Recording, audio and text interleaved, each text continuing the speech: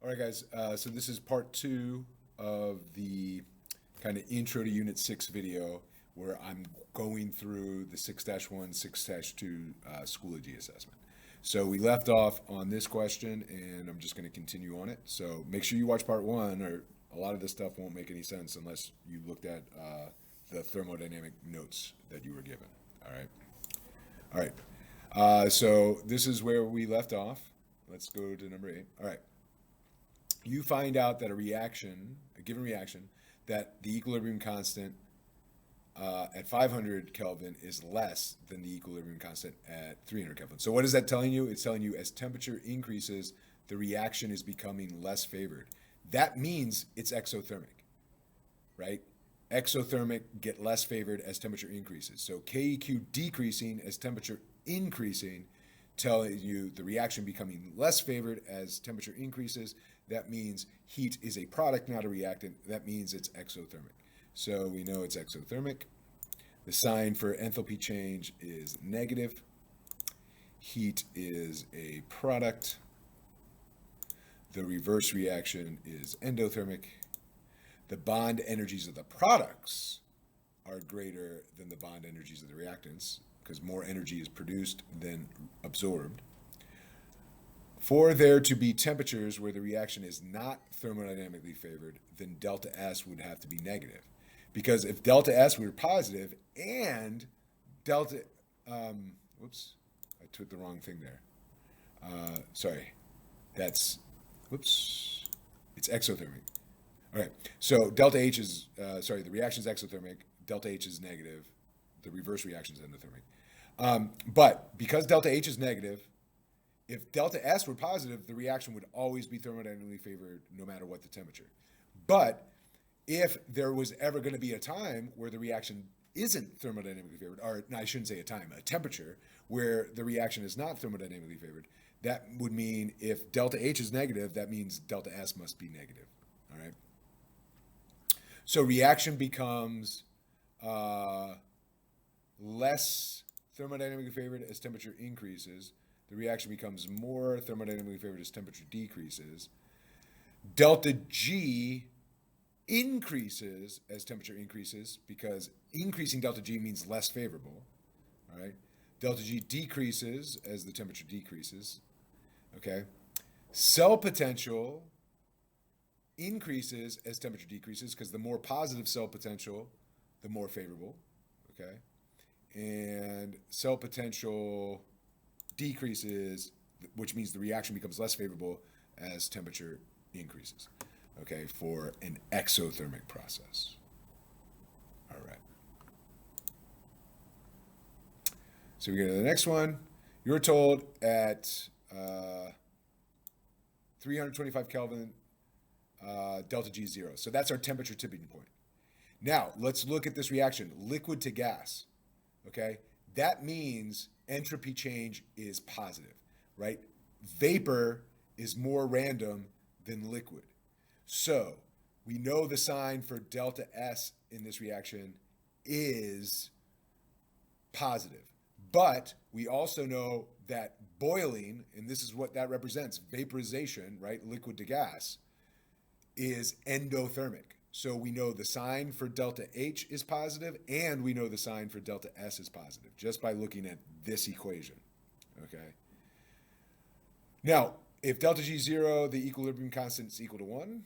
The cell potential is equal to 0. This temperature is the boiling point because the reaction, if this had been liquid or solid to liquid, then it would have been the melting point, okay? But that's the boiling point. A has blank IMFs compared to water. Well, what's water's boiling point in Kelvin? Water's boiling point would be 373 Kelvin. So this has a boiling point less than water, so it means it has weaker IMFs. There we go. Free energy, which is delta G, will decrease as temperature increases because it's endothermic. So the reaction is going to become more favored at high temperatures. Whenever you have a positive, delta H, delta S combo, the reaction becomes more favored at higher temperatures, okay? And remember, more favorable means delta G is decreasing. Or you could say delta G increases as temperature decreases. That would be, you're basically saying the same thing now. All right? So let's move to the next one. All right. Thermodynamics tells us the favorability and the rate at which a chemical reaction will occur. It tells us the favorability, but not how fast. So the rate is how fast it's going to be. No, it just tells us the favorability. Okay. If a reaction is thermodynamically favored with a negative enthalpy and a negative entropy, it's enthalpy that's driving the favorability. Remember, in nature, negative delta H favored, positive delta S favored. So whenever you have a negative delta S, but the reaction's favored, it's being favored because of the enthalpy change. And when you have a positive-positive combo, then entropy is the driving force of the favorability and enthalpy is not. Okay, and if you had a negative delta H and a positive delta S, they would both be driving the ship in terms of favorability. Okay. All right, a reaction is thermodynamically favored at a given temperature. Is found to have a positive delta H. What can be concluded? It's thermodynamically favored, and it's endothermic. So we know it's not exothermic.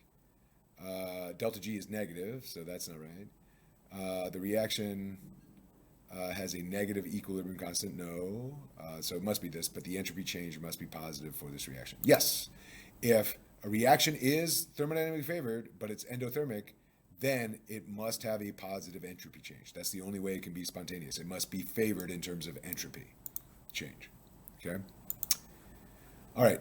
So here we just want to see what's more ordered, the reactants or the products. If the products are more ordered, then you're going to get a negative delta S. If the products are more disordered or random, you get a negative delta S. All right, so A plus B, 2 particles yield 1 particle. That'll be a decrease in entropy. 4 gas particles to only 2 gas particles, that would also be a decrease in entropy. But here we have ions that are in a fixed position versus ions that can move in an aqueous system. That would be more random. So that's a positive entropy change. We have 6 moles of gas on this side, but on the combustion side, on this side, we have 7 moles of gas. So that would be a positive change in entropy. Here we have a precipitation of an ionic compound in solution. So ions that can move to ions that are stuck in a position, that's less random, so that would be a negative delta S. All right. All right, a reaction takes place, and it is found that the reaction vessel gets warmer as the reaction proceeds. So it gets warmer, that means heat's being released by the reaction. It's exothermic. The reaction is exothermic. The sign for delta H is negative. Heat is a product. The reverse reaction would be endothermic. The bond energies of the reactants are less than the bond energies of the products because more energy is released. K will decrease as temperature increases because it's exothermic. The reaction is going to become less favored at higher temperatures. K will increase as temperature decreases. Thermodynamic favorability will decrease at higher temperatures. Thermodynamically favored will increase at lower temperatures. Delta G will increase at higher temperatures. That's saying it's becoming less thermodynamically favored at higher temperatures. Delta G will decrease. Cell potential will increase. It'll become more positive, which means more thermodynamically favored as temperature decreases for an exothermic reaction. And then cell potential will decrease, become less, the reaction will become less thermodynamically favored as temperature increases. All right. All right, a reaction has both a positive enthalpy and positive entropy change. Delta G is 0 at 250. Okay, that means positive combo. Anything above the temperature tipping point would be spontaneous or thermodynamically favored. Anything below that temperature would not be. So again, 250 is the temperature point. Anything above that temperature, when you have a positive combo, delta H, delta S, will be thermodynamically favored. So anything above that temperature will be thermodynamically favored. Anything below that temperature will not be thermodynamically favored. So delta G will be negative above this temperature. Delta G will be positive below that temperature. Okay. All right, next one. A reaction that is thermodynamically favored at a given temperature is found that it has a positive delta H. This means the entropy change must be negative. No. If it's thermodynamically favored with a positive delta H, that means entropy change has to be the driving force of favorability, and that is only true when delta S, entropy change, is positive. Okay. All right, last one here. You find out that delta G is negative for a reaction at a specific temperature. That means it's thermodynamically favored. That means KEQ is greater than 1. That means cell potential is positive, right? All those connections. This means the reaction is thermodynamically favored at that temperature. The reverse process is not thermodynamically favored at that temperature. The cell potential for the reaction would have to be positive, which means greater than 0.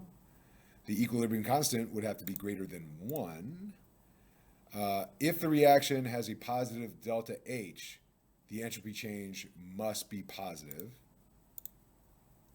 If the reaction had a negative delta S, that means enthalpy change must be negative.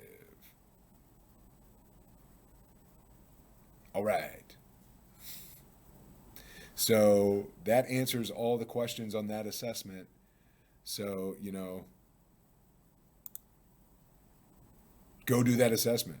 Maybe have the video on a separate screen and copy. But really, hopefully, you're doing it so that you understand everything that's in that assessment. But if you do, you're in great shape, right? Most of the time, if you need to actually calculate delta G or delta S or delta H or cell potential, if you actually have to get a number for it, there's equations on your formula sheet. You just plug them in and you solve, okay? And the way you solve for delta G and delta S is the same way you already know how to solve for delta H, products minus reactants, right? Except for delta H, if you're doing delta H of a reaction and you're using bond energies, that's the one time you would do reactants minus products. But anytime you're doing delta G, products minus reactants, anytime you're doing delta S, products minus reactants, just make sure you multiply by coefficients. All that stuff that we learned way back in Unit 3. Basically the same thing. And then just remember, there's other formula sheets. There's a delta G, like I'll show you, if I show you some of these equations here,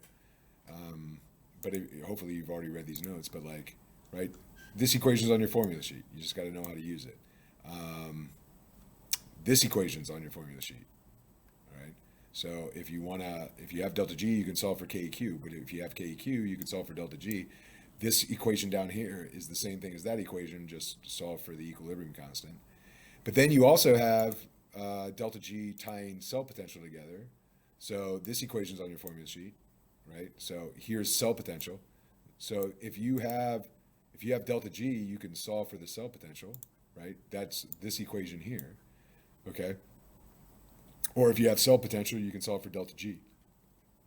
And then you can make these two equations equal to each other if you want to. And again, this equation's on your formula sheet, this equation's on your formula sheet, and hopefully you can understand that, okay, well, if delta G equals that and delta G equals that, then that means this equals that. Okay, great.